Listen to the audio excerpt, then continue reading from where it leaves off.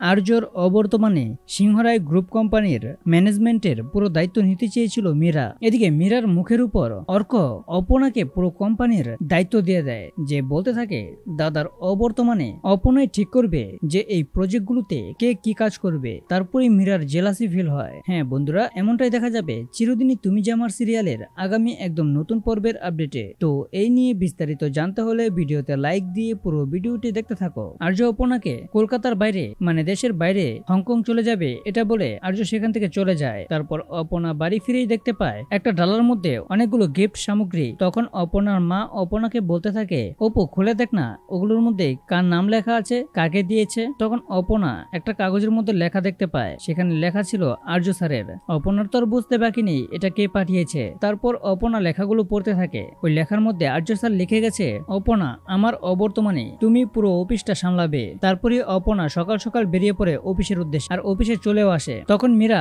অফিসের সবাইকে একত্রিত করে, সেখানে অপনাও থাকে এবং সবার সামনেই মীরা বলতে থাকে এই কোম্পানির সমস্ত দায়িত্ব এখন আমার উপর। অন্যদিকে দেখা যায় অর্ক বলতে থাকে মেলটা করে দাও, অপনাই ঠিক করবে যে এই প্রজেক্টগুলোতে কে কিভাবে কাজ করবে। তারপর মীরা সেখান থেকে অপমানিত হয়ে তার কেবিনে চলে যায় এবং তার কেবিনে অপনাকেও ডাকে। তখন মীরা অপনাকে বলতে থাকে তোমার মতো কয়জন এভাবে আর্যর হাত থেকে সিঁদুর পড়তে পারে বলতো। তো বন্ধুরা, এই কথা শোনার পর অপনা কি বলতে পারে মীরাকে, বা অপনা কি মীরার কথা শুনে ভেঙে পড়বে, নাকি সে তার যোগ্যতায় পুরো অফিসটা সামলে নেবে, মীরার কোনো কথায় পাত্তাই দেবে না সে? এই নিয়ে তোমাদের মূল্যবান মতামত কমেন্ট করো। আর এরকম নিত্য নতুন সিরিয়ালের আপডেট পেতে এখনই চ্যানেলটা সাবস্ক্রাইব করো।